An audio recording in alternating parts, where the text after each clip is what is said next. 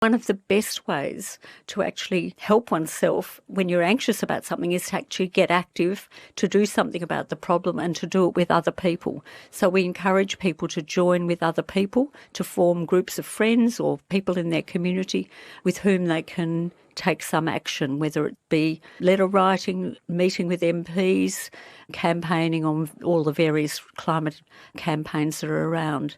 And that has been found to be extremely beneficial. And we only have to look at the example of Greta Thunberg, the young Swedish 16-year-old who was very depressed about climate change. And once she became active with her Fridays for Future, she found that the depression lifted and that she became very engaged with the action she was involved in, and it helped her psychologically. When I first heard about the problem, I just thought everything is just so wrong and everything is so sad, and why isn't anyone doing anything about this?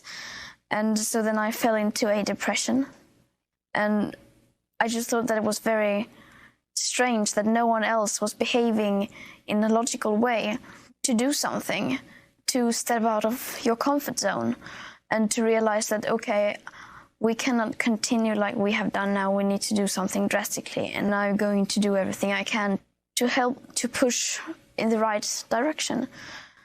I think I became really into the climate movement when I was 12, 13, and that's when I became like a climate activist. I thought, why not try? So then I started school striking for the climate.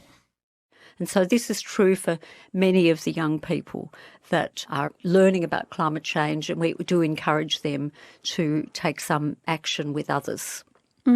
Yes, because it is very challenging for many of us to stay optimistic and maintain hope, especially when many people don't feel that the political leadership in this space is adequate to make change quickly enough. What suggestions can you make to people who are struggling to maintain a positive attitude? Well, I think the work of Joanna Macy, she's a Buddhist leader who has written a lot about the processes one goes through in terms of grief towards action.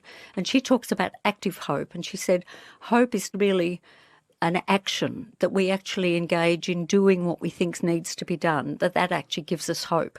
And I think that can be very encouraging to people to do what they know needs to be done, but do it with other people and talk about how you're feeling as you're doing it.